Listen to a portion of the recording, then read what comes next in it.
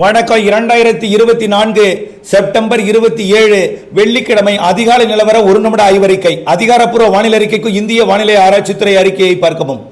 நேற்றைக்கு ஈரோடு மாவட்டம் வடக்கு பகுதி தொடங்கி திருவள்ளூர் சென்னை வரையும் நள்ளிரவுக்கு பின் அதிகாலையில் மழை எதிர்பார்க்கப்பட்ட நிலையில் அவிநாசியிலும் நம்பியூரிலும் மழைப்பொழிவை கொடுத்து, சேலம் மாவட்டத்தில் ஒரு சில இடங்களில் மழைப்பொழிவை கொடுத்து, கல்வராயன் மலைப்பகுதியிலிருந்து மழைப்பொழிவு தொடங்கி கள்ளக்குறிச்சி மற்றும் விழுப்புரம், திருவண்ணாமலை, செங்கல்பட்டு மாவட்டம், புதுச்சேரி பகுதிகளில் நல்ல மழைப்பொழிவை கொடுத்து, சென்னைக்கு தெற்கு புறமாக வங்கக்கடலில் இறங்கி வங்கக்கடலிலே இந்த அதிகாலை நேரத்தில் மழைப்பொழிவை கொடுத்து கொண்டிருக்கிறது.